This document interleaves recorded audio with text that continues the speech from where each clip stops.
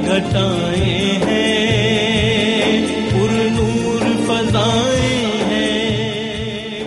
बिस्मिल्लाहिर्रहमानिर्रहीम, अल्हम्दुलिल्लाहि रब्बिल आलमीन, वस्सलातु वस्सलामु अला सय्यिदिल अंबिया वल मुरसलीन। नाज़रीन मोहतरम, अस्सलामु अलैकुम। आपका मेज़बान तस्लीम अहमद साबरी रमज़ान मुबारक की इस स्पेशल ट्रांसमिशन रहमत सहर के साथ हाज़िर खिदमत है। आप ये प्रोग्राम मेरे साथ देखा करते हैं रोज़ाना सुबह 2 बजे से इंतहाए सहर तक। आज 26 रमज़ान मुबारक है और आज की शब 27वीं शब होगी।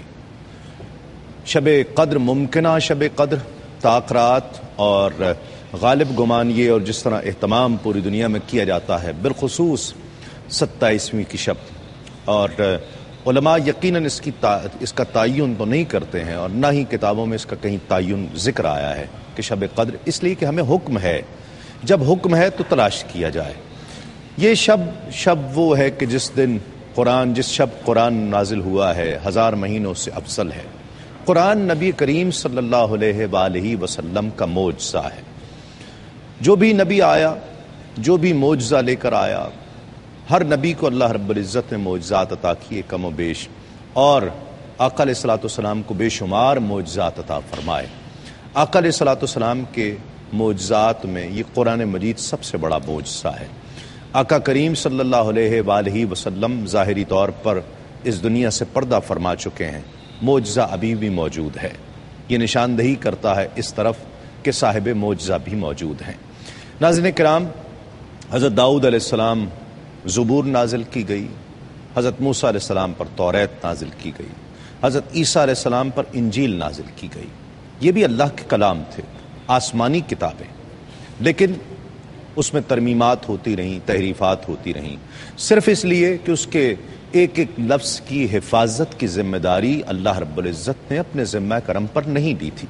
कुरान मजीद के एक एक लफ्ज़ की ज़िम्मेदारी उसकी सेहत के साथ, उसकी मानवीयत, उसके मफ़हूम के साथ, एक एक हर्फ की तरकीब के साथ अल्लाह रब्बुल इज़्ज़त ने इसकी हिफाजत की ज़िम्मेदारी अपने ज़िम्मा करम पर ली है। ये बात बहुत काबिल ज़िक्र है, काबिल गौर है कि जगह का तायुन किया जाता, वक्त का तायुन किया जाता, दौर का तायुन किया जाता, और उस अहद के लोगों के लिए आसमानी कुतुब नाजिल होती रहीं। लेकिन कुरान मजीद एक ऐसी किताब है कि जो क़यामत तक के लिए मिशल राह है, हिदायत का ज़रिया है, जिसका उन्वान ही हिदायत है। आसमानी किताबें नाजिल होती रहीं तो ज़बूर के लिए हज़रत दाऊद अलैहिस्सलाम को लिए जगह मुकर्रर थी, वहाँ पर जाया करते, किताब का नुज़ूल होता। तौरात के लिए हज़रत मूसा अलैहिस्सलाम जाया करते, किताब लेकर आया करते, रब का पैगाम लेकर आया करते। हज़रत ईसा अलैहिस्सलाम इंजील लेने के लिए ख़ास मकाम का रुख किया करते, वहाँ पर ही रब का पैगाम मिलता। लेकिन ये भी सरकार दो आलम सल्लल्लाहु अलैहि वसल्लम का मोजज़ा है कि जहाँ आका करीम सल्लल्लाहु अलैहि वसल्लम तशरीफ़ ले जाएं, रब का पैगाम, रब की वही कुरान की सूरत में वहाँ ही आया करे। आप अगर सहाबे किराम के दरमियान तशरीफ़ फरमा है, कुरान वहाँ पहुँचता है। आप अगर मस्जिद हराम में तशरीफ़ फरमा है, कुरान वहाँ पहुँचता है। काबे के सामने तशरीफ़ फरमा है, कुरान वहाँ पहुँचता है। हिजरत करके मदीनतुल मुनव्वरा पहुँच जाते हैं, कुरान वहाँ पहुँचता है। सफ़र में है, कुरान सफ़र में नाजिल होता है। ये भी सरकार दो आलम सल्लल्लाहु अलैहि वसल्लम का मोजज़ा है। नाज़रीन किताब और नाज़रीन किराम, फिर कोई ऐसी किताब नहीं है जिसकी हैबत का जिक्र इस अंदाज से किया गया हो, जिसकी जलाल और अज़मत का तज़किरा इस अंदाज से किया गया हो कि अगर इसे किसी पहाड़ पर नाजिल कर देते तो पहाड़ इसकी जलाल और इसकी हैबत और इसकी अज़मत को बर्दाश्त नहीं कर पाता, गवारा न कर पाता और रेज़ा रेज़ा हो जाता। लेकिन यही कुरान मजीद है, उसका एजाज़ है कि उसे 6, 7 साल, 8 साल का बच्चा उसे अपने सीने में महफूज कर लेता है। कुरान मजीद की अज़मत उसके सौती एतबार से, उसकी मानवी एतबार से, उसके मफ़हूम के एतबार से, उसकी वसअत और जामियत के एतबार से, उसकी फसाहत और बलागत के एतबार से हर ज़माने को, हर अहद में, हर पढ़े लिखे को, हर आलिम को एक चैलेंज कर रहा है, हर कौम को एक चैलेंज दे रहा है कि इसके मफ़हूम और इस मिशल राह हैं, बल्कि क़यामत तक के आने वाले हर दौर के लिए मिशल राह हैं, ہر دور کے تقاضوں کو یہ کتاب اپنی تعلیمات، اپنے الفاظ، اپنے معنی، اپنے مفہوم سے اس کی یوں سمجھ لیجئے کہ اس کی رہنمائی کر رہی ہے اور اس کی پیشوائی کر رہی ہے۔ ناظرین کرام، قرآن مجید حضور نبی کریم صلی اللہ علیہ وآلہ وسلم کا معجزہ اور اس کی عظمت کے تعلق سے، اس کی وسعت اور جامعیت کے تعلق سے، اس کی فصاحت اور بلاغت کے تعلق سے، قرآن مجید بحیثیت معجزہ، اس کا آج ہم ذکر کریں گے، گفتگو اس پر کوشش ہوگی کہ اس پر گفتگو کی جائے۔ آج کا سوال نوٹ فرما لیجئے، وحی لانے والے فرشتے کا نام کیا ہے؟ وحی لانے والے فرشتے کا نام کیا ہے؟ حضرت جبرائیل علیہ السلام، حضرت میکائیل علیہ السلام یا حضرت اسرائیل علیہ السلام؟ اس میں سے ایک جواب ٹھیک ہے۔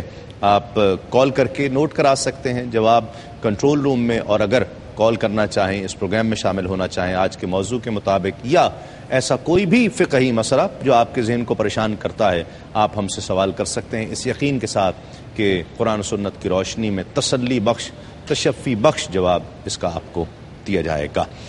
اس کے علاوہ اگر آپ میسج کے ذریعے اس پروگرام میں شامل ہونا چاہتے ہیں تو FRQ ٹائپ کیجئے، اسپیس دیجئے، RS ٹائپ کیجئے، اسپیس دیجئے، اپنا پیغام، سوال جو بھی لکھنا چاہیں، اپنا نام، اپنے شہر کا نام 8038 پر سینڈ کر دیجئے۔ جب وقفے کے بعد ہم لوٹیں گے تو علماء کرام میرے ساتھ ہوں گے، ثنا خان رسول میرے ساتھ ہوں گے، اور آج بہت ہی اہم موضوع پر قرآن، عظمت قرآن کے حوالے سے گفتگو کی جائے گی۔ ایک مختصر سے وقفے کے بعد لوٹتے ہیں، اس یقین کے ساتھ آپ کہیں نہیں جائیں۔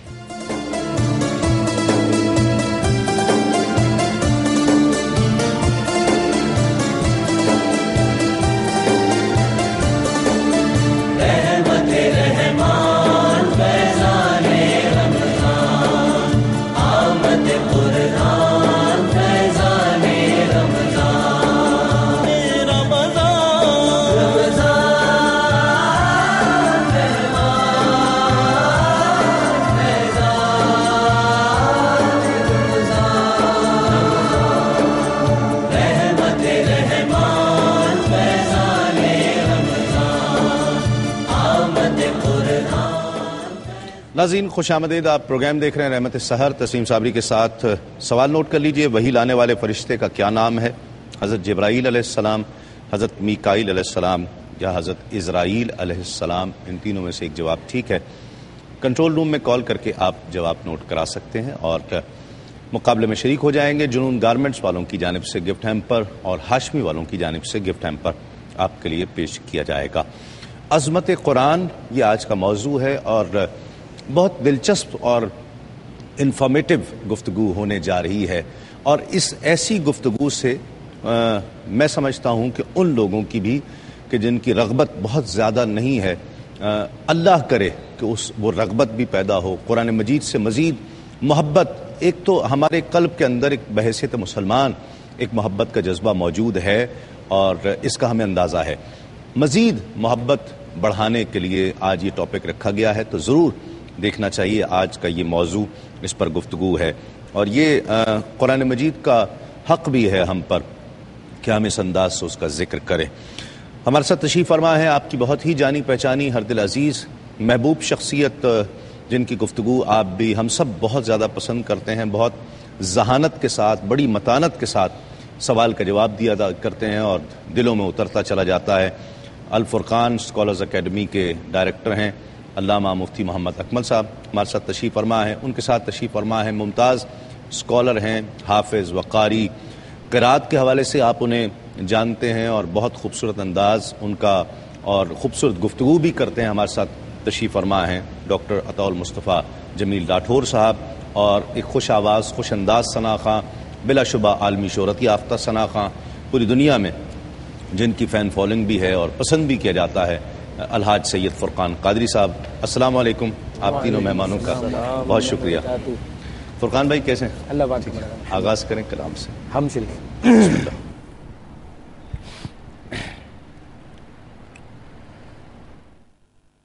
وے سجنا باجو ذات صفات عشق دیا، وکھری کلی دن تیرا تا عشق دیا،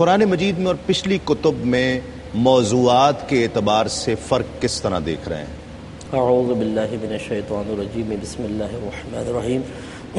دیکھیں، چونکہ قرآن عظیم کو قیامت تک باقی رکھنا ہی مقصود الہی تھا، اور ہر طرح کی نوعیت کے لوگ قیامت تک آنے والے تھے، تو اللہ تعالیٰ نے قرآن میں وہ جامعیت رکھی ہے جو پچھلی کتب میں نہیں۔ ٹھیک ہے، موضوعات کے اعتبار سے ہر شعبہ ہے زندگی کی طرف تقریباً قرآن عظیم اشارہ فرماتا ہے، لیکن اجمالی بیان ہے، پھر اس کی کچھ تفصیل حدیثوں میں ہے، پھر اس کی مزید تفصیل جو ہے وہ نبی کریم صلی اللہ علیہ وسلم کے واسطے سے امت کے حوالے کر دی گئی اور انہوں نے تشریحات کی ہیں۔ تو چونکہ قرآن عظیم کو قیامت تک باقی رکھنا تھا، نبی کریم صلی اللہ علیہ وسلم کی شریعت قیامت تک باقی رہنی تھی، تو بہت ہی جامعیت کے ساتھ قرآن عظیم میں چیزیں بیان کی گئی۔ باقی جو پچھلی جو کتابیں تھیں اس میں چند مخصوص احکام، بعض تو بالکل واضح نصیحت پر ہی مشتمل تھیں، اور بعض میں احکام تھے لیکن ایک وقت کی ضرورت تھی۔ اور ہماری ہر شریعت میں تقریباً ایسا ہوتا ہے کہ جو پچھلے نبی کی شریعت ہے اس میں سے کچھ احکام کو باقی رکھا جاتا ہے، کچھ منسوخ ہو جاتے ہیں۔ ٹھیک ہے، لیکن قیامت کی یہ قرآن عظیم کی جامعیت اور اس کی اہمیت اس انداز سے بھی واضح ہوتی ہے کہ اس کا حکم ایک دفعہ نازل ہوا، اگر زمانہ نبوی میں منسوخ ہونا تھا تو ہوا، لیکن اب قیامت تک اس کا کوئی ناسخ نہیں آئے گا۔ ٹھیک ہے، اور جس کا کوئی ناسخ نہ ہو وہ محکم چیز ہوتی ہے، انتہائی پختہ ہوتی ہے۔ تو گویا کہ اللہ تبارک و تعالیٰ نے قرآن عظیم کو انتہائی محکم، مستحکم، اس کے احکام کو قیامت تک باقی رکھنے والا اور تمام شعبہ زندگی کو گھیرنے والا بنایا۔ تقابلی طور پر اگر ہم اس کا موازنہ کرتے ہیں تو یہ بھی ایک اعزاز ہے سرکار دو عالم صلی اللہ علیہ وسلم کا کہ ان پر جو کتاب ان کی طرف آئی ہے وہ اس کی ایک ایک حرف کی حفاظت کی ذمہ داری بھی لی ہے، موضوعات اور جامعیت کے اعتبار سے بھی یہ بالکل ممتاز و منفرد ہے۔ جی ہاں، بالکل، اور یہ اسلام کی حقانیت کی بہت بڑی دلیل ہے۔ اگر کوئی مذاہب کے درمیان ایسی چیز تلاش کرے کہ جو اس کی حقانیت کی طرف واضح طور پہ اشارہ کر رہی ہو تو ہم قرآن عظیم کے حفظ کو پیش کریں گے۔ دیکھیے، یہ ہماری مادری زبان نہیں ہے، ہمارا عربی اللسان نہیں ہے، لیکن ہمارا 5 سال کا بچہ، 6 سال کا بچہ تقریباً 6666 آیات کو اپنے سینے میں محفوظ کر لیتا ہے۔ ٹھیک، اسی بچے کو اگر ہماری اردو زبان، مادری زبان کے 16 صفحے کے رسالے دے دیا جائے کہ اس کو لفظ بلفظ یاد کر کے سنا دیں، تو میرے خیال میں شاید کروڑوں میں سے کوئی ایک ہوگا جو اس کو اپنی زبردست قوت حافظہ کی بنا پر اللہ کی عطا سے یاد کر لے۔ صحیح، لیکن اتنی ضخیم کتاب اور غیر مادری زبان میں، اور اللہ تعالیٰ نے اس کی حفاظت کا ایسا انتظام فرمایا ہے کہ سینوں کے اندر محفوظ ہو جاتا ہے۔ ٹھیک، موضوعات کے اعتبار سے کس طرح ڈفرینشیٹ کریں گے ان بکس کو جو اللہ رب العزت کے ہی پیغامات تھے اور قرآن مجید کے موضوعات کو؟ بسم اللہ الرحمن الرحیم۔ اللہ تبارک و تعالیٰ کی ہمیشہ سے یہ سنت، یہ مشیت رہی ہے کہ اس نے نوع انسانی کی رشد و ہدایت کے لیے، فلاح و بقا کے لیے ہر دور میں کتب و صحائف و نازل فرمایا، اور انسان جس نہج پر پہنچا، عقل کے جس مقام پر پہنچا، وہ اپنے کلچر، اپنی روایت یا اپنے تمدن کی جس کیفیت میں پہنچا، اللہ تبارک و تعالیٰ نے اس کیفیت اور حالات کے مطابق ان پر کتابیں نازل کی۔ اور بعض انبیاء کرام ایک مخصوص ٹیریٹری کے لیے آئے، لہٰذا بعض کتب اور بعض صحائف فقط اس علاقے کے لیے نازل کیے گئے، جبکہ قرآن مجید برہان رشید اس وقت نازل ہوا جب انسان ترقی طے کرتے کرتے اپنے نقطۂ کمال پر پہنچا، تو پھر اللہ تبارک و تعالی نہ صرف یہ کہ سید الانبیاء کو بھیجا بلکہ سید الکتاب کو بھی بھیجا۔ اور جب قرآن مجید برہان رشید آئی ہے، ہمارے نبی آئے ہیں، تو قرآن کی یہ خاص صفت ہے کہ وہ ساری کتابوں کی تصدیق کرتی ہے اور ساری کتابوں کی جامع ترین کتاب ہے۔ بیائی اسی طرح قرآن مجید کسی مخصوص خطے کے لیے نازل نہیں ہوا بلکہ پوری نوع انسانی کے لیے نازل کیا گیا۔ اور اسی طریقے سے صاحب کتاب کی بات کریں تو حضور اکرم صلی اللہ علیہ وسلم کسی مخصوص نسل، مخصوص خطے کے لیے نہیں بھیجے گئے، پوری انسانیت کے لیے بلکہ پورے عالمین کے لیے آپ کو اللہ نے نبی بنا کر بھیجا۔ جب اتنی جامعیت قرآن اور صاحب قرآن کو دی گئی تو یقیناً اس میں موضوعات بھی ہر دور کے لیے رکھے۔ ایسا نہیں کہ 1400 سال پہلے وہ عرب کے ماحول میں قرآن نازل ہوا، ظاہر ہے وہاں پر اس وقت جو ہے عقل کی اتنی بلندی انسان کے پاس نہیں تھی، یا یوں کہیے کہ دور جدید میں جو سائنس، جو فلسفہ اور منطق اب جو ہے آبزرویشن کی بھٹی سے گزرتے گزرتے سائنس میں کنورٹ ہو گیا ہے، تو سائنس اس وقت اپنے نقطۂ کمال پر نہیں پہنچی تھی، لیکن آج سائنس کی بہت ساری تھیوریز باقاعدہ اسٹیبلش ہو چکی ہیں۔ لہٰذا ان تھیوریز کی روشنی میں اگر ہم قرآن کو دیکھتے ہیں تو انسان جو ہے وہ حیران اور ششدر رہ جاتا ہے کہ محمد صلی اللہ علیہ وسلم نے 1400 سال پہلے وہ سائنس کی گتھیاں کس طرح سلجھا دی جس کو آج سائنس جو ہے وہ جاننے کی کوشش کر رہی ہے. لہٰذا موضوعات کو دیکھتے ہیں تو قرآن مجید برہان رشید میں برملا میں کہہ سکتا ہوں کہ میتھمیٹکس کی جو تھن کیلکولیشنز ہیں وہ ساری کی ساری سورۃ النساء میں وراثت کے مضامین دیکھ لیجیے, آپ کو ساری کی ساری ملیں گی. آپ کو فزیولوجیکل ڈیریویشنز وہاں پر ملیں گی. پھر آپ چلے جائیں ہارٹیکلچر قرآن میں ملے گا, ایگریکلچر قرآن میں ملے گا, آپ کو قرآن میں ایمبریولوجی, اس لیے کہ بینگ اے میڈیکل اسٹوڈنٹ میں کہہ سکتا ہوں قرآن میں جو ایمبریولوجی بیان کی گئی ہے 1400 سال پہلے, آج اگر ڈاکٹر کیتھ مور یا مارشل جانسن اگر آج بابائے ایمبریولوجی کہلاتے ہیں تو وہ بھی اس چیز کو تصدیق کرتے ہیں کہ قرآن مجید برہان رشید میں یہ ہڈن پروسیس کس طرح انہوں نے ڈسکرائب کر دیا, کس طرح انہوں نے ڈسکور کر لیا. تو یہ ساری ابحاث قرآن میں موجود ہے. اسی طریقے سے قرآن مجید میں جو جیو فزکس ہے, جو جس کو ہم جو ہے ارضیات کہتے ہیں, قرآن میں وہ سب کچھ موجود ہے. قرآن میں اسٹرولوجی موجود ہے. قرآن مجید برہان رشید میں انسان کا پورا اسٹرکچر موجود ہے. قرآن میں حتیٰ کہ جس طرح آپ نے بات کی, مفتی صاحب نے بات کی کہ قرآن یاد کر لیا جاتا ہے, تو اللہ تبارک و تعالیٰ فرماتا وَلَقَدْ يَسَّرْنَا الْقُرْآنَ لِلذِّكْرِ فَهَلْ مِن مُدَّكِرٍ کہ ہم نے قرآن کو یاد کرنے کے لیے آسان کر دیا ہے.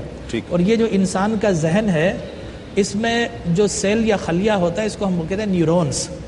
باقی جسم کا جو خلیہ ہے وہ مختلف ہے, ذہن کا خلیہ مختلف ہے, اور یہ ایک ایسی مشینری ہے, ایسی کیپیسٹی اس میں اللہ نے رکھی ہے کہ جس طرح آپ اس کو یوز کرتے ہیں نئے نئے سائنپسس بنتے ہیں, نیورونز جو ہے ڈیوائیڈ ہوتے ہیں اور ان کی تعداد بڑھتی ہے. لہٰذا میں کہا کرتا ہوں کہ اگر کوئی بچہ قرآن حفظ کرنا شروع کرتا ہے تو اس کے ابھی تک تو کوئی ایسی مشینری ایجاد نہیں ہوئی جو ان خلیوں کو, نیورونز کو ناپ سکے, کاؤنٹ کر سکے. لیکن اگر ایجاد ہو جائے تو حافظ قرآن جب قرآن کو حفظ کر لیتا ہے تو اللہ تبارک و تعالیٰ ان خلیوں کو اگر ملینز ہیں تو بلینز اور ٹریلینز میں تبدیل. اور اس کے ثبوت ملے ہیں ہمارے پاس, اس کے شاہکار موجود ہیں کہ جب قرآن مجید اس کے سینے میں محفوظ ہوتا ہے تو اس سے اور دوسری چیزیں یاد کرنے میں بہت آسانی ہو جاتی ہے, کہ بہت زیادہ اس کا حافظہ بہت تیز ہو جاتا ہے. ایک چیز جو میں اکثر سوچتا ہوں, ہم پہلے ایمان لائے ہیں کتاب پر اور پھر ہم نے پڑھنا شروع کیا. وہ لوگ, ایسے لوگ موجود ہیں کہ جنہوں نے پہلے پڑھا ہے اور پڑھنے کے بعد اس پر ایمان لائے ہیں. بہتر صورتحال کیا تھی؟ ہم بحیثیت چونکہ مسلمان کے گھر پیدا ہوئے ہیں, اس لیے ہم اس کی حقانیت کو بحیثیت مسلمان تسلیم کر رہے ہیں, اس کو پڑھ کر تسلیم نہیں کر رہے ہیں. یہ ایک عالمیہ کی طرف بھی اشارہ نہیں ہے. میں چاہتا ہوں اس پر گفتگو کی جائے. ایک مختصر سا وقفہ, وقفے کے بعد لوٹیں گے اس یقین کے ساتھ آپ کہیں نہیں جائیں گے.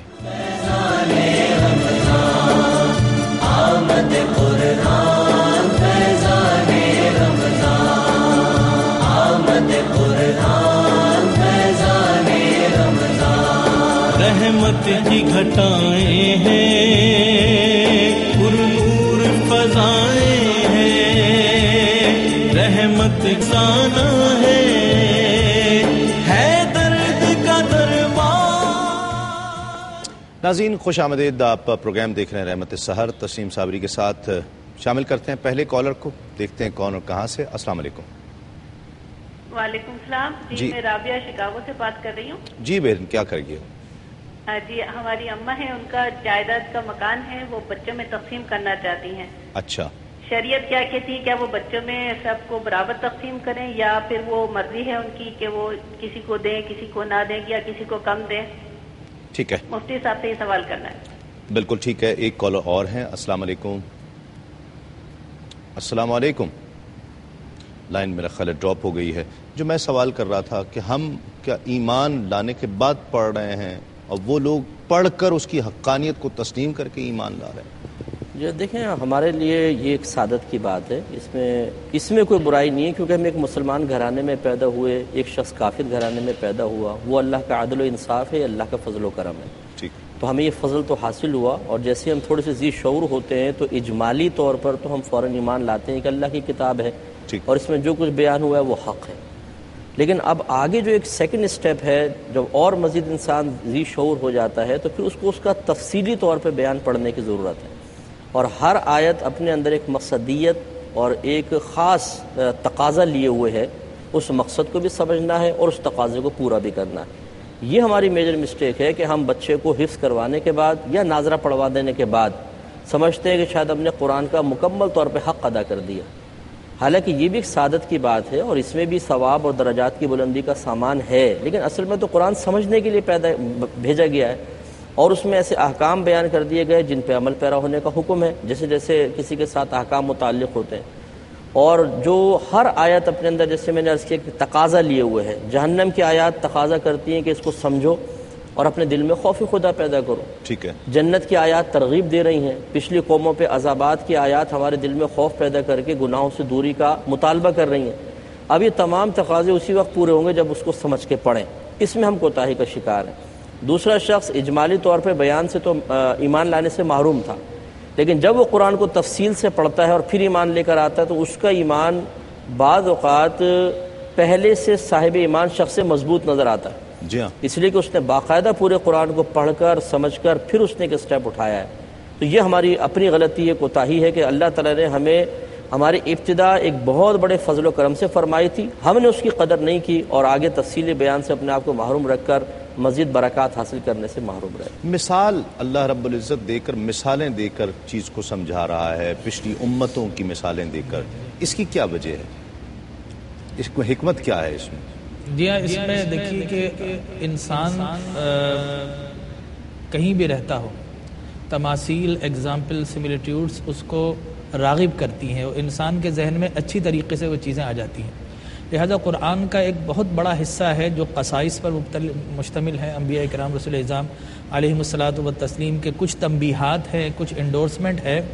تو وہ پچھلی باتیں اس لیے بتائی جاتی ہیں کہ دیکھیں اس میں سبق ہے، یہ پازیٹیو ہے، اس پہ آپ چل سکتے ہیں، اور یہ نیگیٹیوٹی ہے، اگر اس پر آپ چلیں گے تو یقیناً پچھلی اقوام ہلاکتوں میں مبتلا ہوئی، لہذا تم بھی ہو سکتے ہو.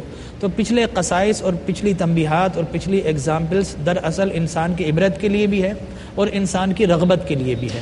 تو اللہ تبارک و تعالیٰ سمجھاتا. اسی طریقے سے اگر آپ یہ دیکھیں، اگر آپ کوئی بھی فیکلٹی، کوئی بھی نالج پڑھنے جاتے ہیں تو آپ کو شروع سے بتایا جاتا ہے الف ب ت س سے، اور پھر اس کے بعد جتنے بھی ڈیریویشنس آئی ہیں، جتنے بھی پاسٹیلیوٹس آئے ہیں، جتنے بھی فارمولاز آئے ہیں، وہ سارے بتا کر پھر جو اسٹیبلش تھیوری آپ کو وہاں تک لایا جاتا ہے. لہٰذا اللہ تبارک و تعالیٰ کے بھی یہی طریقہ رہا ہے کہ اس نے 3-4 چیزیں ایسی ہیں جو ہر کتاب میں مشترک رہی ہیں: اللہ کی الوہیت، انبیاء کی رسالت، معاد یعنی مرنے کے بعد کے جو حالات ہیں، جنت اور دوزخ ہے، اور پھر اس کے بعد وہ ساری چیزیں جو ہے وہ مشترک رہی ہیں.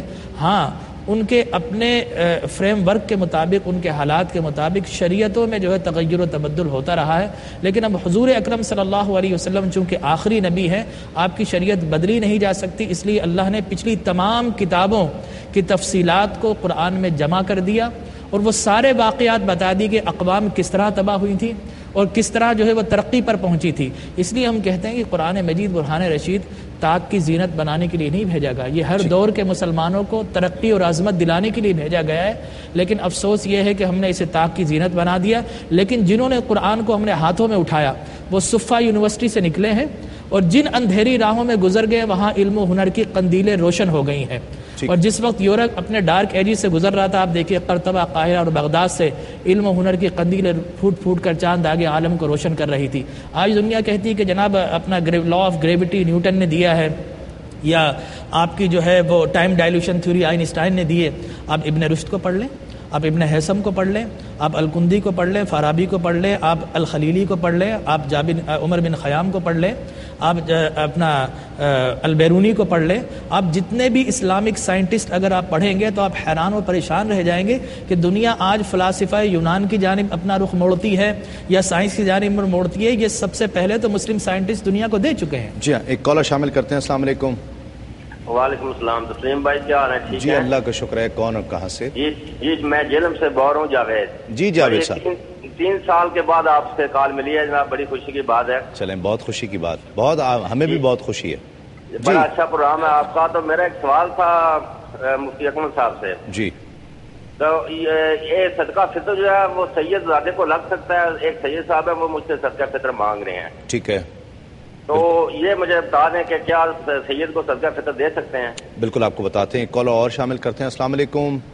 السلام علیکم. وعلیکم السلام. کون اور کہاں سے؟ جی لاہور سے ڈاکٹر حسن بات کر رہا ہوں. تسلیم بھائی کیا حال ہے؟ جی اللہ کا شکر ہے. جی ڈاکٹر صاحب. ہاں جی مفتی اکمل صاحب کو میرا السلام اور دوسرے مفتی حضرات کو میرا وعلیکم السلام. السلام. جی اچھا مفتی اکمل صاحب سے میرا کوشچن ہے کہ جیسے آج کا ٹاپک ہے, ٹاپک کے حساب سے ہمیں کچھ عرصہ پہلے کی بات ہے اے آر وائی پہ دکھایا گیا تھا ایک واقعہ جس میں توبہ نوز باللہ قرآن شریف کی بڑی بے رغبتی کے متعلق انہوں نے ایک واقعہ دکھایا تھا ہمیں, یعنی کہ لائیو کے مراد میری کہ ایک واقعہ انہوں نے دکھایا تھا. اس کے حساب سے ہمیں قرآن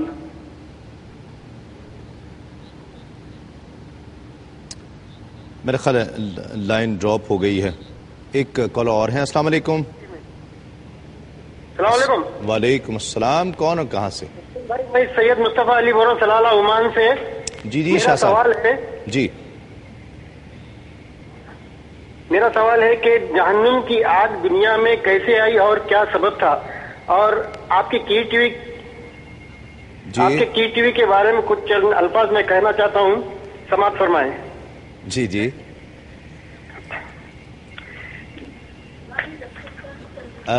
شاہ صاحب اگر کہیں لکھے ہوئے ہیں تو درد ایمان درد رسول دل میں جگایا کی ٹی وی نے. ہم تو پہلے کم واقف تھے دین سے, کامل مسلمان بنایا مفتی علماء کرام آپ نے. آپ کے برنامج سے ہمیں سارے سوالوں کے جواب مل جاتے ہیں الحمدللہ, اور آپ کے مفتی علماء کی عمر دراز کرے اور کیو ٹی وی کی عمر بھی دراز کرے. آمین آمین. بہت شکریہ. بہت شکریہ. بہت شکریہ. فصاحت اور بلاغت کے حوالے سے اگر بات کریں تو یہ ایسا کیوں ہوا تھا کہ اتنا بڑا چیلنج کہ اس دور میں فصاحت اور بلاغت جو ہے وہ اپنے کمال پر تھی, اور ہر شخص شاعر ہے, فصیح اللسان ہے, تو قرآن مجید کی آیت کعبے کی عمارت کے سامنے جو ہے اسے لگا دینا اور کہا کہ اس جیسی ایک صورت لے کر آؤ, یہ چیلنج کیوں ہے؟ یہ مطلب فصاحت اور بلاغت کا چیلنج. اصل میں یہ نبی کریم صلی اللہ علیہ وسلم کے نبی ہونے پر ایک قوی دلیل قائم کرنا مقصود ہے, کیونکہ نبی کریم صلی اللہ علیہ وسلم 40 سال تک انہی عربوں کے درمیان رہے اور پھر اعلان نبوت فرمایا, اور انہوں نے یہ باقاعدہ ملاحظہ کیا کہ کبھی بھی آپ نے کوئی کتاب نہیں پڑھی, کبھی کسی استاد کے سامنے زانوئے تلمس دراز نہیں کیا ہے. ٹھیک. اور آپ وہی کلام کر رہے ہیں جو وہ عرب کر رہے ہیں, لیکن پھر 40 سال کے بعد اچانک اسلوب کلام ایسا تبدیل ہوتا ہے کہ وہ حیران رہ جاتے ہیں کہ بہت آسان, سلیس, روانی کے ساتھ اور انتہائی فصیح و بلیغ کلام. تو یہ اس بات کی دلیل تھی کہ اگر یہ کلام نبی کریم صلی اللہ علیہ وسلم کی طرف سے ہوتا تو 40 سال تک اس کا ظہور کیوں نہیں ہوا. ٹھیک ہے. اگر آپ نے کسی استاد سے پڑھا ہوتا یا آپ باہر کہیں سفر کر کے جاتے, وہاں سے پھر یہ دلیل بن جاتی, ہو سکتا تھا بہانہ بن جاتا کہ وہاں سے سیکھ کر آ گئے, آپ کہیں باہر بھی نہیں گئے. تو یہ نبی کریم صلی اللہ علیہ وسلم کی نبوت پر ایک واضح دلیل قائم کرنا تھا کہ تم بڑے فصیح و بلیغ ہو, یہ نبی بھی تمہارے درمیان رہے ہیں, تم ان کا کلام سنتے رہے ہو. اب جو اچانک کلام میں تبدیلی آئی اور ایسا کلام تمہارے سامنے آیا کہ جس کی نظیر پیش کرنا تمہارے لیے ممکن نہیں ہے, تو مان جاؤ کہ پھر یہ کلام اس نبی کا نہیں ہے, اس رب کا کلام ہے جس نے ان کو نبی بنا کر بھیجا. کیا بات. ایک مختصر سا وقفہ, وقفے کے بعد لوٹتے ہیں اس یقین کے ساتھ آپ کہیں نہیں جائیں گے. درد فسانہ ہے, توبہ کا زمانہ ہے, درد فسانہ ہے.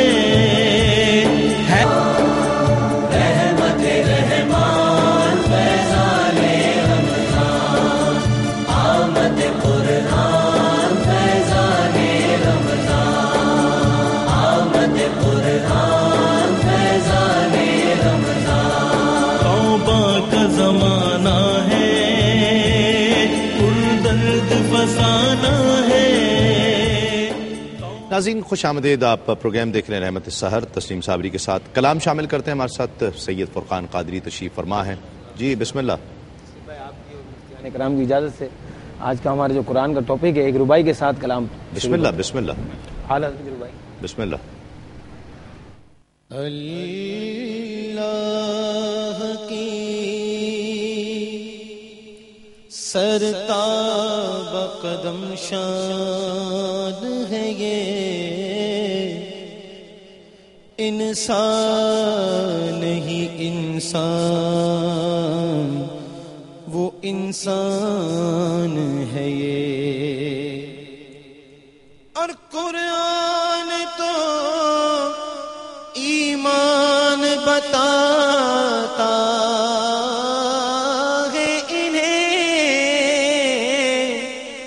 اور ایمان یہ کہتا ہے میری جان ہے یہ. صلی اللہ علیہ یا رسول اللہ وسلم علیک یا حبیب اللہ. پھر میرے لیے سبحان اللہ سبحان اللہ سبحان اللہ سبحان اللہ سبحان اللہ سبحان اللہ سبحان اللہ سبحان اللہ. اج سکھ مترا دی ودھیری کیوں دلڑی اداس گھنیری.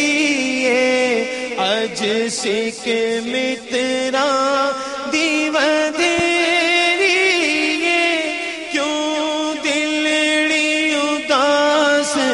گھنیری.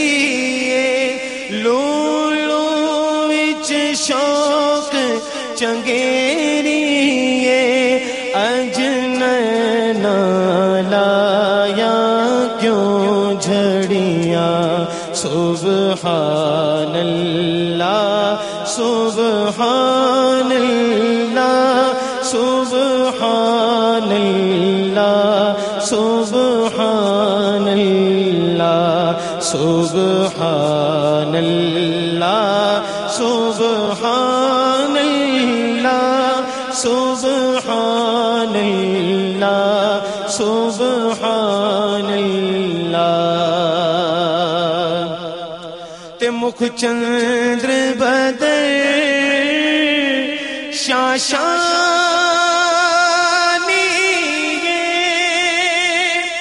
متھے چمک لات نورانی. مکھ چندر بدر شاشانی متھے چمک لات نورانی. کالی زلف تے اکھ مستانی. کالی زلف تے اکھ مستانی.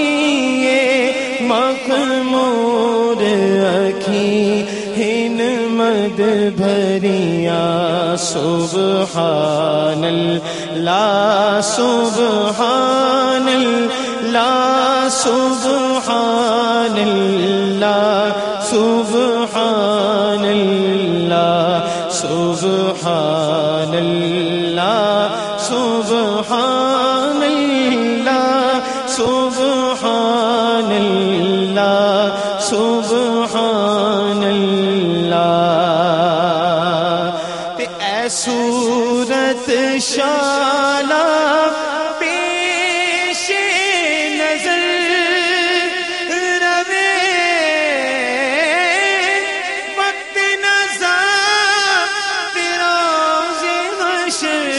اے صورت شالا پیش نظر روے وقت نظر راز حشر. بچ قبر تے پلتی جد ہو سی گزر. بچ قبر تے پلتی جد ہو سی گزر.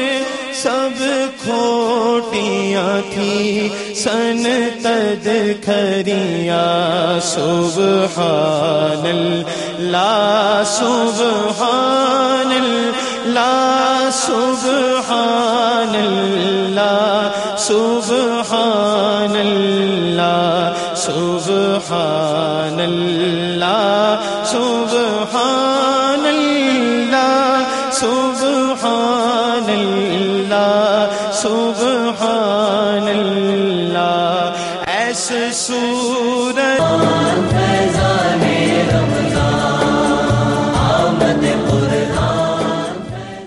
ناظرین خوش آمدید. آپ پروگرام دیکھ رہے ہیں رحمت سحر تسلیم صابری کے ساتھ. کچھ سوالات جو آپ کی جانب سے موصول ہوئے ہیں ان کے جوابات بھی شامل کر لیتے ہیں. جی مفتی صاحب.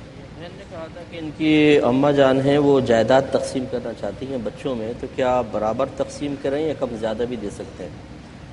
دیکھیے اگر کوئی جس کی وراثت تقسیم ہوتی ہے اس کو مورث کہتے ہیں. اگر وہ انتقال کر اگر اجازت دے تو ایک کالر پہلے لے لوں. السلام علیکم. کہتے ہیں جی اللہ کا شکر ہے. کون اور کہاں سے؟ فرحان بول رہا ہوں. جی بھائی کیسے ہیں آپ؟ ٹھیک ہیں الحمدللہ سر. بہت ویٹ کرنا پڑا آپ کی کال کے لیے. ہاں جی وقفہ تھا اس لیے آپ کی کال نہیں لے پائے. جی فرمائیے. سر میرے ایکچولی 4 سوال سے چھوٹے چھوٹے جی لائنہ کاٹی تھا سر. جی فرمائیے. سر ایکچولی کسی عورت یا مرد کا غیر محرم عورت یا مرد کی قریب کرنا نکاح کی seriously Islamic point of view سے کیسے ہے؟ جی. نمبر 2 آج کے ٹاپک سے لحاظ سے قرآن پاک کو ترجمے کے ساتھ پڑھنے کا ثواب زیادہ ہے یا بغیر ترجمے کے پڑھنا؟ ٹھیک ہے. نمبر 3 سر خانہ کعبہ میں کسی کیسی پیسے اگر مل گئے ہمیں تو اس کو کھانا حرام ہوگا یا اس کو کچھ گھر وغیرہ دینا پڑے گا ہمیں؟ کیا چیز مل جائے؟ کوئی پیسے وغیرہ مل رہے ہیں کسی بھی چیز کوئی بھی ہے. ٹھیک ہے. اور چلے ٹھیک ہے. کال اور شامل کرتے ہیں. السلام علیکم. السلام علیکم. السلام علیکم تسلیم بھائی. وعلیکم السلام. کون اور کہاں سے؟ میں تسلیم بھائی مسز نیازی بات کر رہی ہوں نیو یارک سے. کیسے ہیں آپ؟ ٹھیک ہیں جی اللہ کا شکر ہے الحمدللہ. آپ ٹھیک ہیں؟ ماشاءاللہ بہت اچھے طریقے سے آپ لے کے چلے. رمضان کا پورا پروگرام اب ہونے والا ہے. آپ کے معزز مہمان مفتی محمد اکمل صاحب اور ڈاکٹر جمیل راٹھور صاحب اور بھائی فرقان قادری ان کی خدمت میں بھی نہایت ادب کے ساتھ السلام علیکم. اور میں مفتی اکمل صاحب سے بات کر سکتی ہوں؟ جی کیجیے. السلام علیکم سر. وعلیکم السلام. سر بہت خوشی ہو رہی ہے مجھے آپ سے بات کر کے. میں اور میرے بچے ماشاءاللہ اور ہم سارے ہی آپ کے مطلب بہت ہی دلدادہ ہیں. لیکن یہ ہے کہ آپ کے ماشاءاللہ جو جتنے بھی اسٹوڈنٹس ہیں الفرقان جو اکیڈمی کے انہیں دیکھ کے ٹی وی پہ یہ لگتا ہے اس میں آپ کی شخصیت کی جھلک ہمیں ملتی ہے. تو میں وش کرتی ہوں کہ اگر میں پاکستان میں ہوتی تو میرے دونوں بچے آپ کی اکیڈمی کے اسٹوڈنٹ ہوتے. بہرحال میں یہ کہنا چاہوں گی کہ کیو ٹی وی بذات خود ایک بہت بڑی اکیڈمی ہے اگر ہم اس کو اکیڈمی کے طور پہ لیں تو. آپ کی مطلب جو آپ کے نالج سے مطلب آپ کے جو آپ ہمیں علم و جو فضل سے ہمیں جو برکتیں ہم بہت حقیقی ہیں رمضان میں اور امید کرتے ہیں کہ ایسا بھی ہم حاصل کرتے رہیں گے. میرے بچے دونوں حافظ قرآن مطلب حفظ قرآن کر رہے ہیں. کائنی مجھے کچھ بتائیے جو وہ ایسی کوئی آیت یا جیسی کہ کیا طریقہ کار اختیار کریں کہ جس کے لیے وہ آسانی ہو ان کے لیے حفظ قرآن کے لیے. اچھا یہ سوال آپ نے پہلے بھی کیا تھا ایک دفعہ اور جی بھائی تو مطلب آیت پوچھ رہی ہوں کوئی ایسی آیت. اور دوسری بات یہ ہے کہ میں نے ڈاکٹر جمیل راٹھور صاحب سے بھی بات کرا دیں اگر کہیں تو. جی السلام علیکم. وعلیکم السلام ورحمۃ اللہ. سر کیسے ہیں آپ؟ جی اللہ کا بڑا کرم ہے.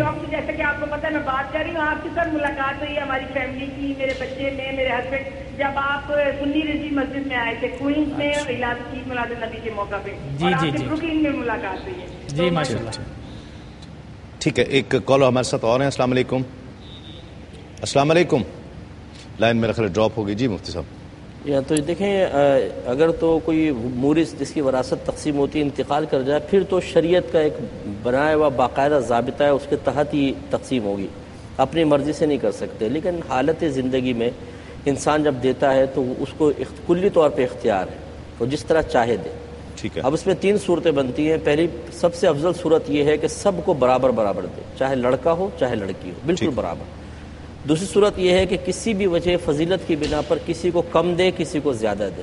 یہ پہلی سے کم ہے لیکن یہ بھی جائز ہے. ٹھیک ہے. تیسری صورت یہ ہے کہ کسی کو تو دے اور کسی کو بالکل محروم کر دے. یہ گناہ کی صورت ہے اور ظلم کی صورت ہے. ٹھیک ہے. کہ کچھ بچوں کو دے کچھ کو بالکل محروم کر دیا جائے. ہاں اگر کوئی محرومی کی معقول وجہ ہے تو پھر جائز بھی ہو سکتا ہے. جیسے کوئی لڑکا ہے جوا کھیلتا ہے شرابیں پیتا ہے اور یقین ہے کہ اس کو اگر پیسہ دیں گے تو اسی میں خرچ کرے گا تو اس کو محروم کیا جا سکتا ہے.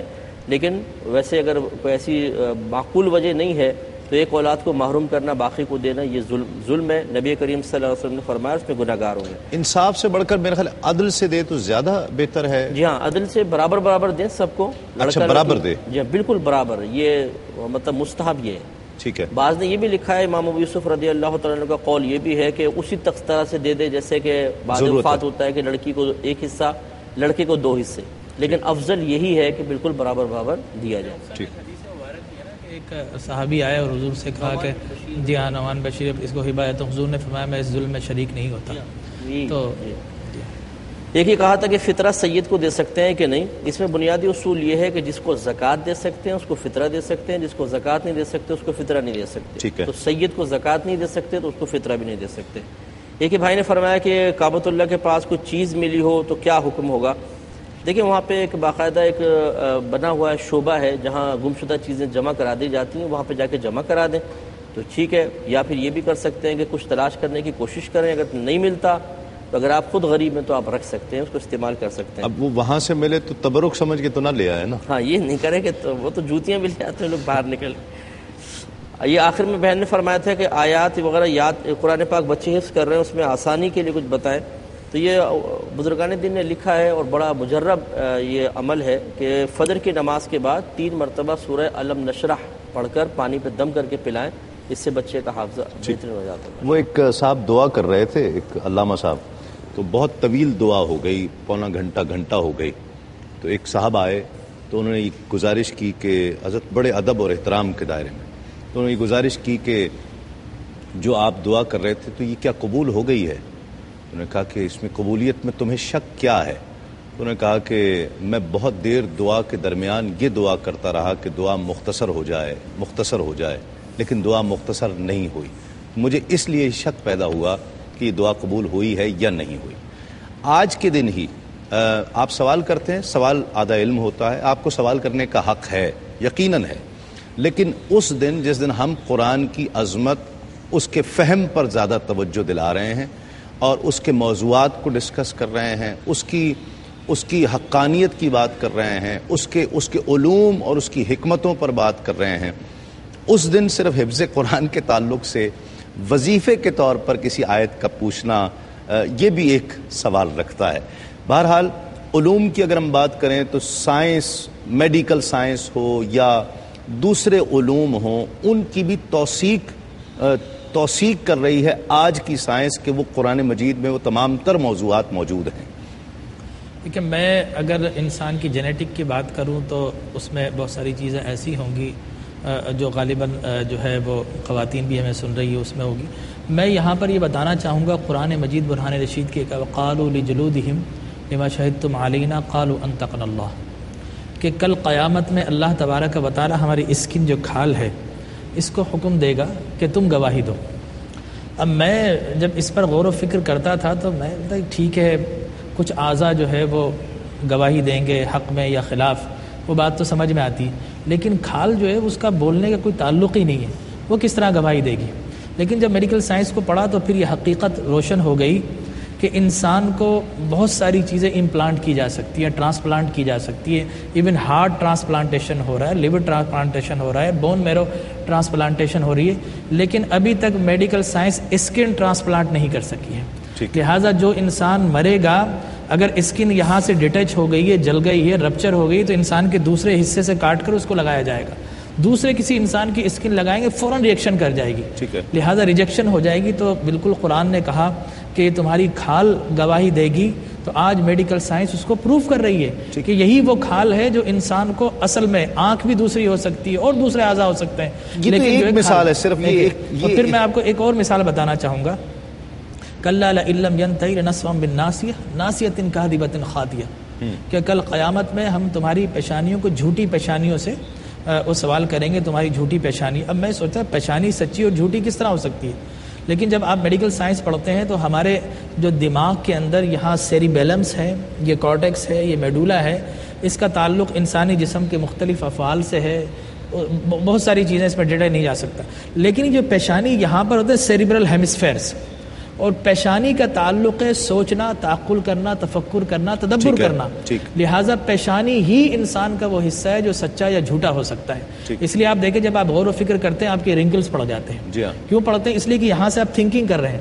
اس لیے اللہ نے فرمایا کہ یہ نہیں کہا کہ یہ والا پارٹ سجدے میں لگاؤ، یہ لگاؤ. اللہ فرماتا ہے تم اپنی پیشانی جس سے سوچ و بچار کرتے ہو، ارادہ کرتے ہو، وہ میرے حضور جو ہے تم پیش کرو. واہ. لہٰذا قرآن مجید، برہان رشید، بہت ساری چیزیں انشاءاللہ، بہت ساری چیزیں یقیناً یہ تو ایک مثال کے طور پر اس وقت پیش کی جا سکتی ہیں، اور بے شمار ایسی چیزیں ہیں کہ جس کی مثال اگر ایک ایک مثال پر گفتگو کی جائے تو پورا پروگرام چاہیے اس کے لیے، اور پورے پروگرام میں بھی اس پر ہم گفتگو نہیں کر پائیں گے، اس کا حق ادا نہیں کر سکتے. کالر ہمارے ساتھ. السلام علیکم. السلام علیکم ورحمۃ اللہ وبرکاتہ. وعلیکم السلام. کون اور کہاں سے؟ میں عطیہ بول رہی ہوں کینیڈا سے. جی فرمائیے بہن. ہاں ماشاءاللہ آپ کے پروگرام کی تعریف سب جیسے کرتے ہیں، میں بھی وہی کرنا چاہتی ہوں. ماشاءاللہ اللہ نظر بد سے بچائے آپ کو. آمین. آپ صابری ہیں تو صابر ہی ہیں واقعی. اللہ تعالیٰ نیک ماں باپ کے بیٹے ہیں ماشاءاللہ. آپ دعا کریں ہم نیک ہو جائیں. سب گھر والے بہت خوش نصیب ہیں. بڑی محبت آپ کی. جی سوال کیجئے. میں صرف یہ کہنا چاہتی ہوں کہ سب خاص طور پہ ماؤں کو، عورتوں کو جو بیوی کے روپ میں، ماؤں کے روپ میں ہیں، جی تو وہ لوگ اپنے کو دین کی سمجھ دیں. اللہم فقہنی فی الدین. ٹھیک ہے، بڑی محبت. اور یہ وقفہ جو ہے ایک وقفہ میرا خیال ہے یہ سحری کا وقفہ ہے. سحری کے وقفے کے بعد انشاءاللہ آپ سے ایک مرتبہ پھر ملاقات ہوتی ہے.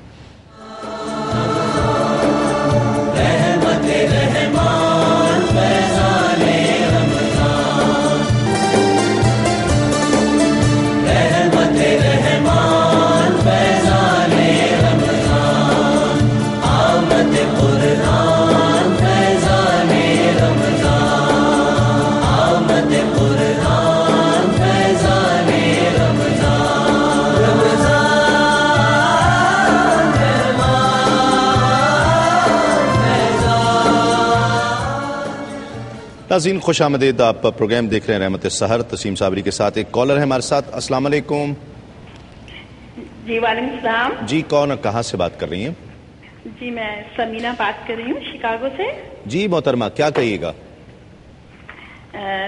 جی مجھے سلام کہہ کرنا ہے مفتی صاحب سے، مفتی محمد اکمل سے. جی ٹھیک ہے. اور مجھے ایک بات پوچھنی تھی تسیم بھائی، ایک بہت ہی ضروری سوال ہے. جی اکمل صاحب سے، مفتی اکمل سے یہ ایک سوال ہے کہ ایک دوست ہے یہاں پہ، یہ امریکہ میں ان کا بیٹا پیدا ہوا ہے.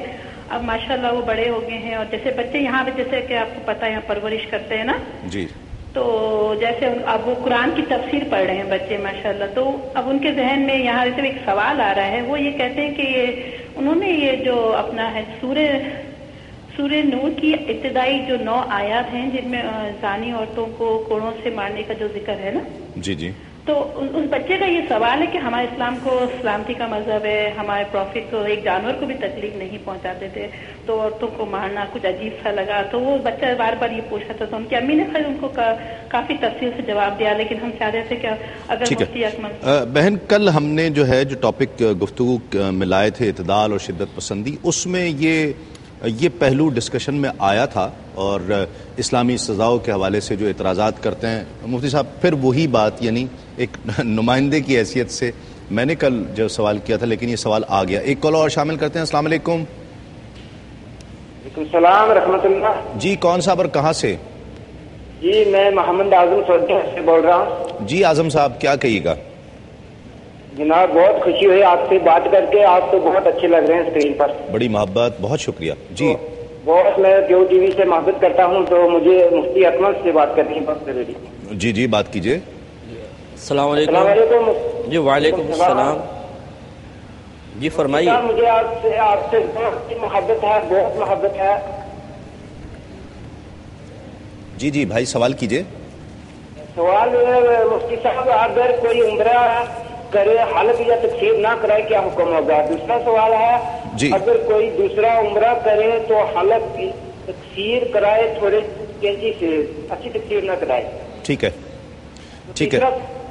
جی لائن میرا خیال ڈراپ ہو گئی ہے. جی مفتی صاحب. میرا خیال ہے اسی کو ہم بات لے لیں جو سزاؤں کا ذکر ہے. کہیں ڈرایا بھی گیا ہے, کہیں انعامات کا تذکرہ بھی ہے, جنت کا بھی ہے, دوزخ کا بھی ہے, پچھلی قوموں کے عذابات کا تذکرہ بھی ہے. لیکن بالکل آسان سے ایک میں حصی مثال سے سمجھاتا ہوں. اگر یہی بچے کو ہم اس طرح سمجھاتے ہیں کہ آپ ایک فیکٹری چلا رہے ہوں, اس میں آپ کے امپلائی مرد بھی ہیں عورتیں بھی ہیں, اور آپ نے ایک رول بنایا ہوا ہے کہ یہ کام نہیں کرنے ہیں, اس سے ہماری فیکٹری کو نقصان پہنچے گا, اور اس میں عورتوں کا جو شعبہ ہے وہ عورتیں وہی بار بار کام کر رہی ہیں جس سے مسلسل آپ کا بزنس لاس میں جا رہا ہے, آپ کیا کریں گے؟ اب اس کے عورت پن کو دیکھیں گے یا اپنے بزنس کے لاس کو دیکھتے ہوئے انہیں نوکری سے نکالیں گے؟ ٹھیک ہے. تو یقیناً چاہے وہ کتنی ہی تنگ دست کیوں نہ ہو, کتنی مجبور و پریشان کیوں نہ ہو, آپ یہ کہیں گے کہ جی میں زیادہ لاس برداشت نہیں کر سکتا, آپ باہر جائیں. ٹھیک ہے. تو معلوم ہوا کہ عقل انسانی بھی اس بات کو تسلیم کرتی ہے کہ اگر کوئی تسلسل سے نقصان کا باعث بن رہا ہو تو پھر اس کی نازکی, اس کے عورت پن یا اس کے دیگر امور کو نہیں دیکھا جاتا, بلکہ اس نقصان کو دیکھتے ہوئے فتنہ فساد کو ختم کیا جاتا ہے. ٹھیک ہے. بلکہ اگر ہم ایک اور مثال سے سمجھائیں کہ ان کی فیکٹری میں ایک عورت ایسی ہو جو خود تو غلط کام کر ہی رہی ہے, بزنس کو نقصان پہنچا رہی ہے, دوسروں کو بھی یہ سمجھا رہی تم بھی ایسا کرو, تو اس کو تو بدور جو اعلیٰ پہلے نکالیں گے سپہ سالار کو. اسی طریقے سے ہمارے مذہب اسلام کا معاملہ ہے کہ اللہ تبارک و تعالیٰ نے بعض ایسے گناہ کہ جن کا مرتکب معاشرے میں ایک بڑے بگاڑ کا سبب بنتا ہے, اس کے لیے ایسی سزا مقرر کر دی ہے کہ وہ لوگ اس کو سنیں اور اس فعل سے ہی باز آ جائیں. دیکھیے ایسا نہیں ہے کہ پہلے اس سزا کو مخفی رکھا گیا, لوگوں نے کر لیا تو اچانک ظاہر کر دی گئی تم نے ایسا کیا نا اب کھاؤ سزا. ایسا نہیں ہے, پہلے سزا بیان کی گئی ہے پھر روکا گیا ہے. اصل مقصد روکنا ہے, سزا دینا نہیں ہے, اصل روکنا ہے. اسی لیے دیکھیں یہ مسلمہ قاعدہ ہے کہ حدود شبہات سے ساقط ہو جاتی ہیں. ذرا بھی شبہ پیدا ہو حد ساقط ہو جائے گی, فوراً اس کو فائدہ دیا جائے گا. تو اصل مقصود سزا دلوانا نہیں ہے, تکلیف پہنچانا نہیں ہے. یہی وجہ آپ دیکھیں کہ اس کا جو معیار گواہی ہے وہ کتنا سخت رکھا گیا ہے. زنا کے لیے 4 گواہ, عام طور پہ 2 چاہیے, اور 2 میں بھی ایسا ہے کہ 1 مرد 2 عورتیں گواہ بن سکتی ہیں, لیکن زنا کے باب میں 4 مرد ہونا شرط ہے. اتنا سخت. اب 4 مرد کہاں آئیں گے گواہی دینے کے لیے جنہوں نے باقاعدہ زنا ہوتے دیکھا؟ اس کا مطلب یہ ہے کہ شریعت ان سزاؤں کے نفاذ کو نہیں چاہتی ہے, بلکہ ان سزاؤں کے ذکر سے لوگوں کو اس گناہ سے باز رکھنا چاہتی ہے. ٹھیک ہے. اب اس کے باوجود اگر کوئی تمام ان اللہ تبارک و تعالیٰ کی حکمتوں کو پامال کرتے ہوئے, نظر انداز کرتے ہوئے حدود شرع کو پھلانگے گا, یقیناً سزا کا مستحق ہوگا, کیونکہ اس سے بگاڑ دوسروں میں بھی منتقل ہوتا ہے. اس کو ہم یہ بھی سمجھ سکتے ہیں. دیکھیں اب یورپ میں بہت سے قوانین بنے ہوئے ہیں. مثال کے طور پر اگر کوئی شراب پی کر گاڑی ڈرائیو کرتا ہے تو ایسی صورت میں اس کو فائن لگ جائے گا, چلان لگ جائے گا, جیل ہو سکتی ہے, اور اگر اس نے کسی کو مار دیا لائسنس کینسل ہو جائے گا, لائسنس کینسل ہو جائے گا. اگر اس نے کسی کو مار دیا تو اس کو ہینگ کر دیا جائے گا, اس کو انجیکشن لگا دیا جائے گا, اس لیے کہ اس نے رول کو وائلیٹ کیا ہے. لہٰذا یہ رولز جو بنائے جاتے ہیں, چاہے وہ الہامی رولز ہوں چاہے وہ دنیا کے رولز ہوں, اس کا مقصد یہ ہوتا ہے کہ معاشرے کو اسٹیبل کیا جائے, معاشرہ ناہموار نہ ہو جائے, ہر کوئی مطلق العنان نہ ہو جائے.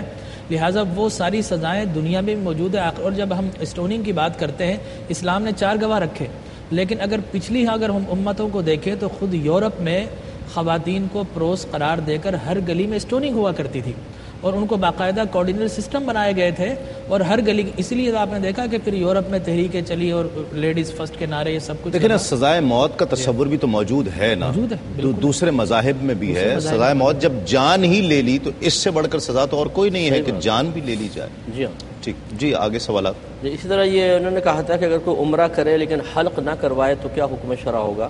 دیکھیں عمرے کی جب انسان احرام کی نیت کر لیتا ہے, عمرے کی نیت کرتا ہے, تو ایک ایسی حالت میں داخل ہو جاتا ہے کہ جس حالت میں بہت سے جائز کام بھی اس کے لیے اب حرام اور ممنوع ہو جاتے ہیں. پھر جب عمرے کی تکمیل ہو جاتی ہے تو دوبارہ سابقہ حالت کی طرف لوٹنے کے لیے ایک پروسیس رکھا ہے, حلق یا قصر. یا تو مکمل سر منڈوا دیں یا کم از کم 1/4 سر کے بال 1 انگلی کے پورے کے برابر کٹوائیں, یہ قصر کہلاتا ہے. تب وہ احرام کی پابندیوں سے باہر نکلے گا. اب اگر کسی نے پورا عمرہ کر لیا لیکن حلق قصر نہیں کروایا تو احرام کی پابندیاں ختم نہیں ہوں گی. اور اب اگر وہ عام کپڑے پہن کر اور مختلف کام کرتا رہے گا جو احرام کی پابندیوں کے خلاف, احرام کے تقاضے کے خلاف ہے, تو اس پہ بہت سارے دم لازم ہوتے چلے جائیں گے. اس لیے فوراً سے پیشتر حلق یا قصر کروانا چاہیے. لیکن انہوں نے کہا کہ عمرہ کیا حلق نہ کرے, تقصیر کروا لے تو صحیح ہے, تو بالکل صحیح ہے. لیکن جو ہم نے عموماً طریقہ دیکھا ہے کہ کینچی لی چھوٹی سی, ایک یہاں سے زلف پکڑی اور کٹ مار دیا, بس وہ تقصیر ہو گئی, یہ غلط ہے. کم از کم یہ تو پورے سر کے پورے سر کے 1 پورے کے برابر بال کم کروائے جائیں. یہ کم از کم سر کے چوتھے حصے کے بال 1 پورے کے برابر کم کروائیں گے تو یہ تقصیر شریعت مانتی ہے اور پھر وہ احرام کی پابندی سے باہر ہوگا. اگر ایک آدھ لٹ کاٹ لی ہے تو باہر نہیں ہوگا, دم وغیرہ لازم ہوتے رہیں گے. ٹھیک ہے, کلام شامل کرتے ہیں. ہمارے ساتھ تشریف فرما ہے سید فرقان قادری جو یہ شرف حاصل ہے. بسم اللہ. ماشاءاللہ. کرنے والے نے پروگرام میں آنے سے پہلے ایک فرمائش دی تھی, اس کے چند اشارے.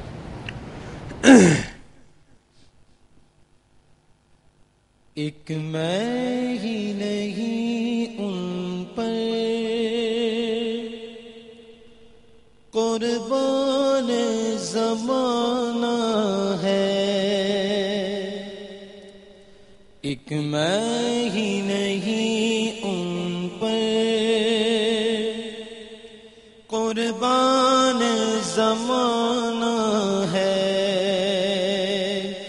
جو رب دو عالم کا محبوب یگانہ ہے, جو رب دو عالم کا محبوب یگانہ ہے. اور قلب سے ہمیں جس نے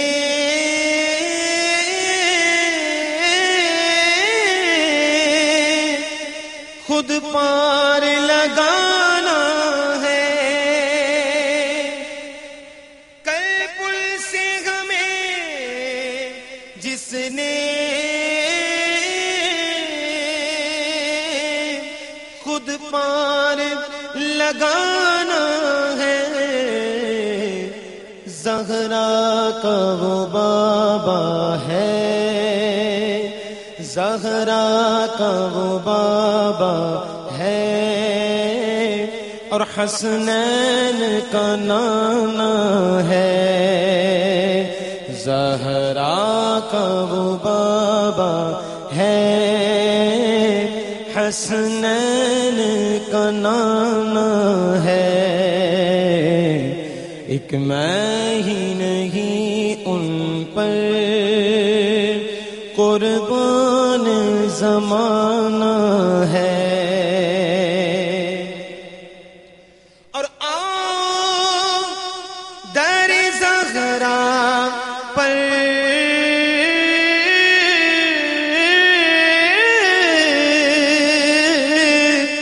پھیلائے ہوئے دامن, آؤ در زہرا پر پھیلائے ہوئے دامن, یہ نسل کریموں کی, یہ نسل کریموں کی, اور لجپال گھرانہ ہے, یہ نسل کریموں کی, لجپال گھرانہ ہے. ایک میں ہی نہیں ان پر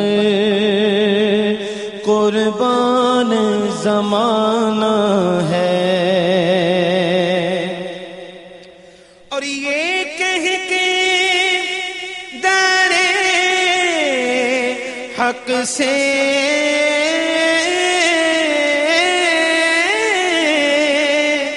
لی موت میں کچھ مہلت میلاد عطائیں ہیں پر نور فضائیں ہیں, رحمت کی گھٹائیں ہیں پر نور فضائیں ہیں, جنت کا سامان فیضان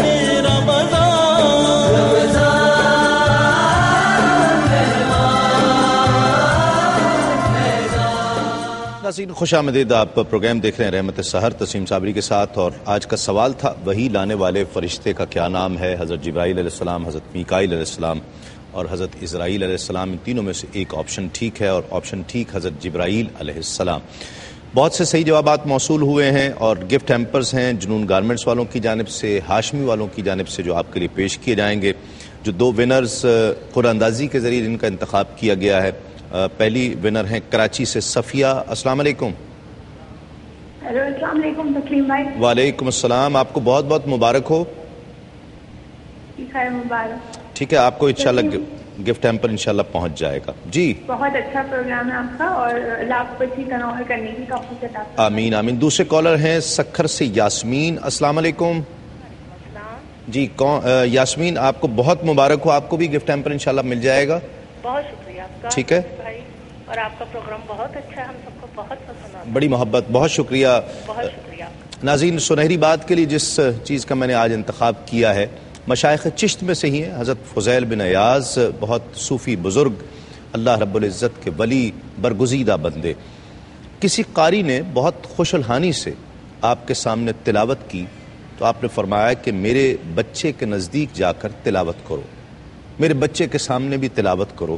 اور اس کی خشیت الہی کا عالم یہ ہے کہ وہ ذکر قیامت کی سننے کی تاب نہیں رکھتا ہے. تو سورۃ القاریہ نہ پڑھنا. وہ قاری گئے، بچے کے سامنے تلاوت کی اور دیگر آیات کی تلاوت میں وہ سورۃ القاریہ بھی انہوں نے پڑھ لی. جیسی سورۃ القاریہ پڑھی، بچے نے، روایت میں آتا ہے، چیخ ماری اور دنیا سے رخصت ہو گیا. مشہور ہے کہ آپ حضرت فضیل بن ایاز 30 برس آپ کو کسی نے ہنستے ہوئے نہیں دیکھا تھا، لیکن جب بچے کا انتقال ہوا تو آپ بہت خوش ہوئے اور ہنسنے لگے. کسی نے ہنسنے کا سبب پوچھا کہ حضرت ہم نے آپ کو کبھی ہنستے ہوئے دیکھا نہیں تھا، آپ اتنا خوش نظر آ رہے ہیں، اتنا ہنس رہے ہیں. فرمایا کہ ہاں، اللہ رب العزت میرے بچے کے عالم آخرت کی طرف لوٹنے پر خوش ہے، راضی ہے. تو جس بات پر وہ خوش ہے، یہ بندہ بھی خوش ہے، یہ بندہ بھی راضی ہے. یہی فضیل بن ایاز فرماتے ہیں کہ اگر تم کسی عالم یا عابد کو دیکھو کہ وہ امیروں یا دنیا داروں کے ہاں اپنی تعریف سن کر خوش ہوتا ہے تو سمجھ لو کہ وہ ریاکار ہے.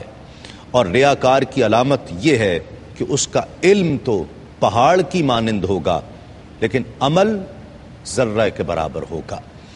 قرآن مجید کے حوالے سے آج گفتگو کی گئی اور اس کی عظمت کے تعلق سے چند کلمات پیغام کی صورت میں مفتی صاحب کیا کہیں گے؟ یہ لوگوں کی خدمت میں عرض کریں گے کہ قرآن پاک کو صرف ایک رسمی کتاب نہ بنایا جائے اور اس کے ساتھ رسمی معاملات نہ کیے جائیں، بلکہ جب بھی آپ پڑھیں، چاہے بہت ہی مختصر ترین کیوں نہ ہو، ترجمہ اور تفسیر کے ساتھ پڑھیں تو انشاءاللہ پھر قرآن کی برکات بھی حاصل ہوں گی. اور جو ہم یہ وظیفے ڈھونڈتے ہیں کہ جی وظیفہ بتا دیں فلاں کا، پھر 5000 دفعہ 1000 دفعہ پڑھتے ہیں گھر میں برکت کے حصول کے لیے، تو آپ چلیں وظائف بھی لیں لیکن قرآن پاک کو گھر میں پڑھیں گے تو انشاءاللہ بہت برکت ہوگی اور پریشانی اور مصیبتیں. جہاں صرف تلاوت کی جا رہی ہے بہت احسن ہے، لیکن اس کے ساتھ ساتھ اس کو سمجھ کر پڑھنا، اس کے مفہوم کی طرف توجہ دینا بالکل بہت ضروری ہے. جی ڈاکٹر صاحب. مفتی صاحب کی بات کو کنٹینیو رکھوں گا میں کہ قرآن کو سمجھ کر پڑھنا چاہیے، لیکن قرآن مجید برہان رشید کے کم از کم 2 سے 3 تراجم پڑھیں، اس کی تفاسیر پڑھیں تاکہ آپ کوئی حتمی رائے قائم کر سکیں. اس لیے قرآن یدل بہ کثیرا و یہدی بہ کثیرا. قرآن کو اگر کوئی بالرائے پڑھنے کی کوشش کرتا ہے یا کوئی تفسیر بالرائے پڑھتا ہے تو اس میں پھر دلالت اور گمراہی کا سبب بھی بن جایا کرتا ہے. لہٰذا قرآن مجید برہان رشید کو اکابرین اور اسلاف کی تفاسیر کی روشنی میں اگر پڑھیں گے تو یقینی طور پر انہیں استفادہ بھی ہوگا اور قرآن ان کے لیے ہدایت کا نور بن جائے گا. میں یہ سوال کرنا چاہ رہا تھا، مختصر وقت ہے، میں حضرت عبداللہ بن مسعود جیسے مفسر اعظم جنہیں کہا جاتا ہے ان سے یہ روایات ملتی ہیں. حضرت مولا علی فرمایا کرتے تھے کہ میرے جوتے کا تسمہ بھی کھو جائے تو میں قرآن سے پوچھوں کہ کہاں ہے. ہم آج بھی ایسا کر سکتے ہیں؟ اس کو یوں پڑھ سکتے ہیں؟ اتنا علم اور حکمت حاصل کی جا سکتی ہے؟ دیکھیں تو اللہ تبارک و تعالیٰ کے فضل و کرم پر موقوف ہے، جس پر فہم کے دروازے کھول دے. لیکن ہم نے جو مشاہدہ کیا ہے، تجربے میں بات آئی، وہ یہی ہے کہ جو فیض اور جو کرم اکابرین پر تھا اس کا ایک حصہ تو ہمیں حاصل ہو سکتا ہے لیکن ویسا اب نہیں دیکھنے میں آتا. ٹھیک. تو اس لیے کوئی شخص ایسا نہ ہو کہ اس کو پڑھنے کے بعد اپنے آپ کو اکابرین کے برابر تصور کرنا شروع کر دے. ایسا نہیں ہے، ہمیں اپنے ایک دائرے میں رہنا چاہیے، ضرور سمجھیں اور اللہ کے فضل کسی چیز پر موقوف نہیں ہے، وہ چاہے تو بہترین فہم عطا فرما سکتا ہے۔ یقیناً ناظرین توجہ زیادہ یہی کرنی چاہیے کہ تلاوت کی جائے، قرآن مجید کو پڑھا جائے اور بہت ذوق و شوق کے ساتھ پڑھا جائے، بہت پیار سے پڑھا جائے، لیکن اس کو سمجھ کر فہم کے ساتھ اس کے مفہوم کو، اللہ رب العزت ہمیں کیا پیغام دینا چاہتا ہے، یہ اللہ رب العزت کا کلام ہے، کیا پیغام دینا چاہتا ہے یہ ضرور پیش نظر رہنا چاہیے ہے۔ اب آخری عشرہ اور آخری عشرے کے بھی اکثر دن گزر چکے ہیں، اب یہ آخری دن ہے، چند ایک الوداع ماہ رمضان ہم کلام پیش کرتے ہیں اور ان کیفیات میں ماہ رمضان کو الوداع کریں کہ یہ ماہ رمضان ہم سے راضی ہو کر جائے۔ جی فرقان بھائی۔ قلب عاشق ہے اب پارا پارا، الوداع الوداع ماہ رمضان، قلب عاشق ہے اب پارا پارا،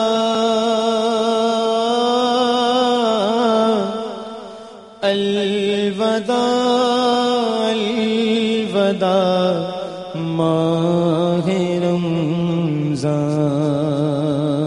صدمائے ہجر و فرقت نے مارا،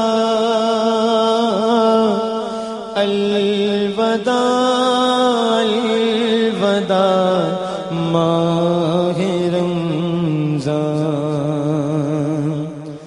تیرے آنے سے دل خوش ہوا تھا، تیرے آنے سے دل خوش ہوا تھا، اور ذوق عبادت بڑا تھا، آہ اب دل پہ ہے غم کا غلبہ، الوداع الوداع ماہ رمضان، الوداع الوداع ماہ رمضان، الوداع الوداع ماہ رمضان،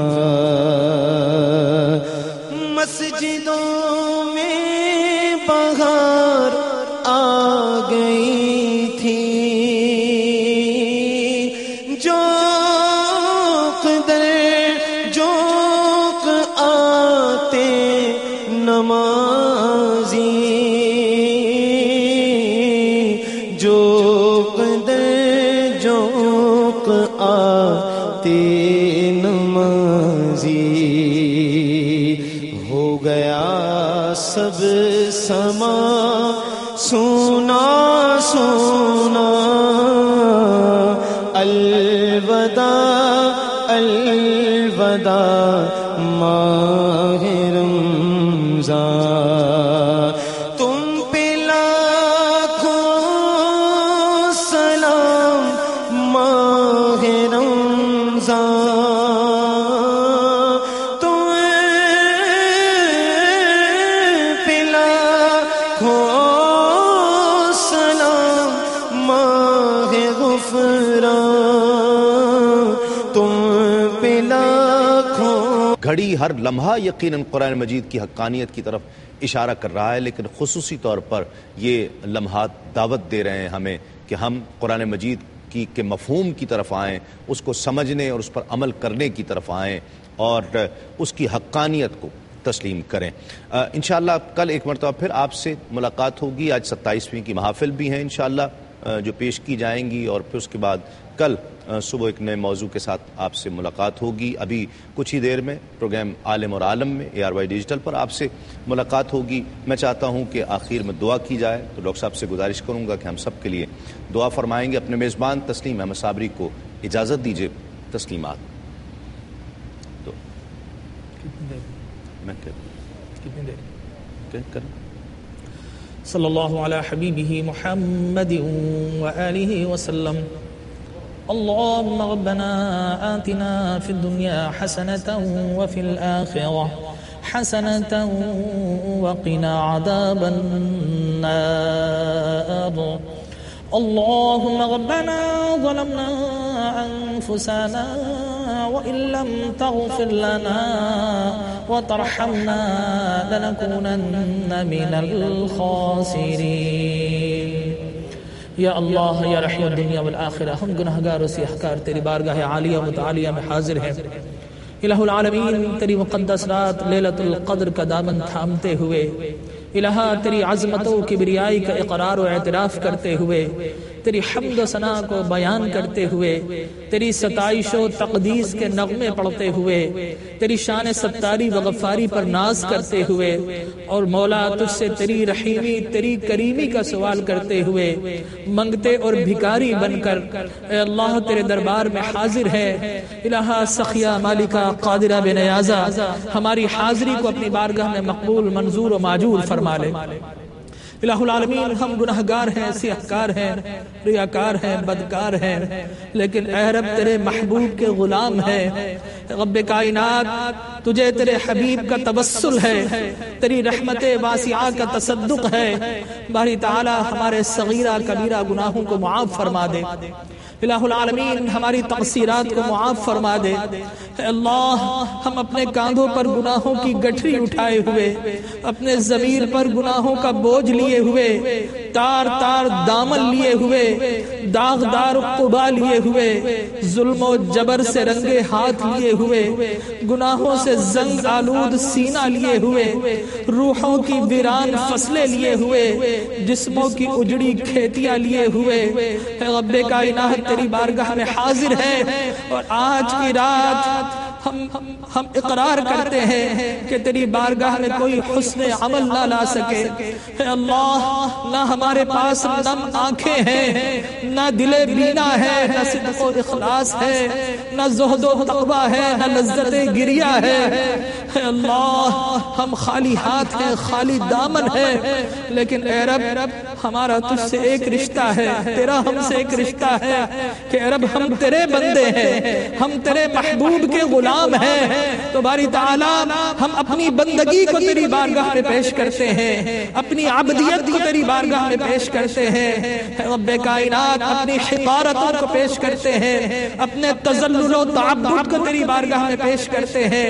اے اللہ, اپنے گلے میں تیری بندگی کا توق ڈالتے ہوئے تیری بارگاہ میں دست بدعا ہیں. روئے زمین کے جتنے مسلمان آج تیری بارگاہ میں حاضر ہیں, اے اللہ سب کی توبہ کو اپنی بارگاہ میں مقبول و منظور فرما لے, سب کی خالی جھولیوں کو بھرپور فرما دے, سب کی مرادوں کو پورا فرما دے. اے اللہ, جو بھائی اور بہن جو ناظرین ہمارے ساتھ شامل ہیں, سب کے جائز و نیک مقاصدات حسنہ کو پورا فرما دے. آمین آمین آمین یا رب العالمین. فقد قال الله تبارك وتعالى في شان حبيبه مخبرا وآمرا إن الله وملائكته يصلون على النبي يا أيها الذين آمنوا صلوا عليه وسلموا تسليما. اللهم صل على سيدنا ومولانا وحبيبنا وشفيعنا محمد معدن الجود والكرم. سبحان ربك رب العزة عما يصفون وسلام على المرسلين والحمد لله رب العالمين. بحق لا إله إلا الله محمد رسول الله.